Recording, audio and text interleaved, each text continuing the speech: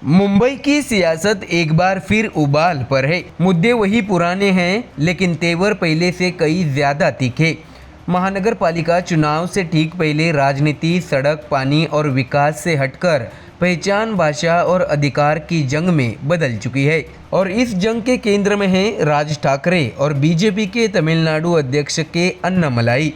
बता दें कि राज ठाकरे का एक तंज, रसमलाई और सवाल कि बाहर से आए नेता मुंबई पर कैसे बोल सकते हैं, और दर्शकों फिर चेन्नई से आई सीधी चुनौती, मैं मुंबई आऊंगा, रोक सको तो रोक लो, पैर काटने की धमकी देते हो तो करके दिखाओ। अन्नामलाई का ये बयान सियासत में आग की तरह फैल गया। तो वही दर्शकों, ठाकरे ब्रदर्स एक मंच पर है, मराठी मानुष मुंबई खतरे में है और बीएमसी चुनाव आखिरी लड़ाई है, ये संदेश दिया जा रहा है। दूसरी तरफ बीजेपी ने हिंदुत्व को और धार दे दी है। मंत्री नितेश राणे के बयान, आई लव महादेव, मदरसों में मराठी और सख्त चेतावनियां विवाद को और गहरा कर रहे हैं। ऐसे में सवाल ये नहीं है कि कौन क्या बोल रहा है, सवाल ये है कि मुंबई की राजनीति किस दिशा में जा रही है। क्या महानगर पालिका चुनाव विकास पर होंगे या भाषा और पहचान की राजनीति पर? दर्शकों, आज की इस बड़ी खबर में हम इसी सियासी संग्राम को समझेंगे, क्योंकि दाव पर सिर्फ सत्ता नहीं, मुंबई की पहचान है। दर्शकों, आपको जानकारी दे कि मुंबई की सियासत एक बार फिर सड़कों, नालियों और पानी से हटकर पहचान, भाषा और अधिकार की जंग में उलझ गई है। मुंबई सिर्फ बयानबाजी का नहीं, बल्कि महानगर पालिका चुनाव से ठीक पहले मराठी बनाम बाहरी, हिंदुत्व बनाम नकली हिंदुत्व और मुंबई किसकी, इस सवाल का है। बता दें कि चिंगारी तब भड़की जब महाराष्ट्र नवनिर्माण सेना प्रमुख राज ठाकरे ने बीजेपी के नेता के अन्नामलाई को मजाक में रसमलाई कह दिया। राज ठाकरे ने सवाल उठाया कि तमिलनाडु से आए नेता को मुंबई और महाराष्ट्र के मुद्दों पर बोलने का अधिकार किसने दिया। दर्शकों, यही से विवाद ने सियासी आग पकड़ ली। राज ठाकरे के तंज का जवाब चेन्नई से आया।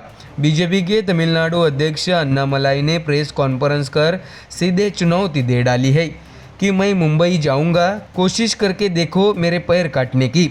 अन्नामलाई ने दावा किया कि उन्हें जान से मारने और पैर काटने तक की धमकियां मिल रही है। उन्होंने कहा है कि अगर मैं धमकियों से डरता तो अपने गांव में ही रहता, मुझे गर्व है कि मैं एक किसान का बेटा हूँ। तो वही दर्शकों, अन्नामलाई यही नहीं रुके, उन्होंने ठाकरे परिवार पर निशाना साधते हुए कहा है कि आदित्य और राज ठाकरे, मुझे धमकी देने वाले कौन होते हैं। मुंबई को इंटरनेशनल सिटी बताने वाले बयान पर उठे विवाद पर अन्नामलाई ने पलटवार करते हुए कहा, क्या इंटरनेशनल सिटी कहने का मतलब ये है कि महाराष्ट्रियों ने मुंबई नहीं बनाई? क्या ये लोग नासमझ है? बता दें कि दरअसल विवाद की जड़ मुंबई की पहचान से जुड़ी है।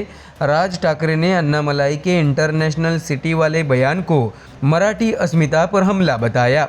उन्होंने बाल ठाकरे के पुराने नारे हटाओ लुंगी बजाओ पुंगी को याद दिलाया और मंच से तीखा हमला बोला। दर्शकों, एएनआई के मुताबिक राज ठाकरे ने रैली में कहा है कि कोई रसमलाई तमिलनाडु से आई, तुम्हारा यहाँ क्या लेना देना। यही से भाषा की राजनीति और तेज हो गई। राज ठाकरे ने हिंदी थोपने के आरोप पर बेहद आक्रामक बयान दिया। उन्होंने कहा है कि अगर बिहार और यूपी से आए लोग हिंदी थोपने की कोशिश करेंगे तो लात मारकर भगा देंगे। उन्होंने साफ कहा है कि उन्हें किसी भाषा से नफरत नहीं, लेकिन थोपने का विरोध करेंगे। ठाकरे का दावा है कि बाहर से आने वाले लोग महाराष्ट्र के संसाधन और पहचान छीन रहे हैं। तो वही दर्शकों, इस पूरे विवाद में हिंदुत्व का मुद्दा भी केंद्र में आ गया।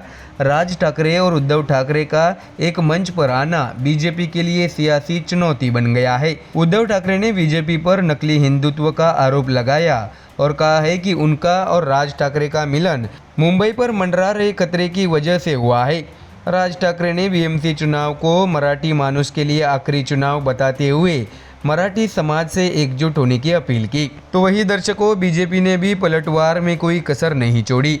महाराष्ट्र सरकार में मंत्री नितेश राणे ने बेहद सख्त और विवादित बयान दिए। उन्होंने कहा है कि कोई हमारे हिंदू समाज को बुरी नज़र से देखेगा तो बर्दाश्त नहीं करेंगे। राणे ने दावा किया है कि महाराष्ट्र में सिर्फ आई लव महादेव के ही बैनर लगेंगे और 16 जनवरी के बाद हिसाब होगा।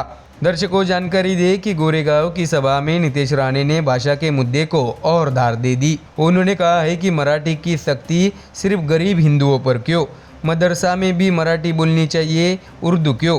राणे ने मन से यहाँ तक कह दिया है कि ये किसी के अब्बा का पाकिस्तान नहीं है। ऐसे में दर्शकों, बयान साफ था, चुनाव से पहले हिंदुत्व और भाषा दोनों को धार देने की कोशिश की गई। तो वही राणे ने ठाकरे ब्रदर्स पर भी सीधा हमला बोला। उन्होंने कहा है कि हिंदुओं को बांटने के लिए ठाकरे भाई एक हुए हैं, मराठी के नाम पर राजनीति कर रहे हैं। उन्होंने यहाँ तक दावा किया है कि आदित्य और अमित ठाकरे से बेहतर मराठी यूपी बिहार से आए हिंदू बोलते हैं। ऐसे में दर्शकों, इन तमाम बयानों के बीच चुनाव की तारीखें भी सामने हैं। महाराष्ट्र राज्य चुनाव आयोग ने 29 नगर निगमों के चुनाव का ऐलान कर दिया है। मुंबई, पुणे और पिंपरी चिंचवड़ में 15 जनवरी को वोटिंग होगी और 16 जनवरी को नतीजे आएंगे। ऐसे में सवाल बड़ा है, क्या ये चुनाव विकास पर होगा या पहचान पर? क्या मुंबई की सियासत मराठी अस्मिता, हिंदुत्व और बाहरी बनाम स्थानीय के जाल में उलझकर असली मुद्दों से भड़क जाएगी? जवाब मिलेगा 16 जनवरी को। लेकिन तब तक मुंबई की राजनीति में बयानबाजी का पारा और चढ़ना तय है। तो दर्शकों, फिलहाल इस खबर में इतना ही। देश और दुनिया की बाकी और खबरें जानने के लिए जुड़े रहिए हमारे चैनल MDR न्यूज़ के साथ। धन्यवाद।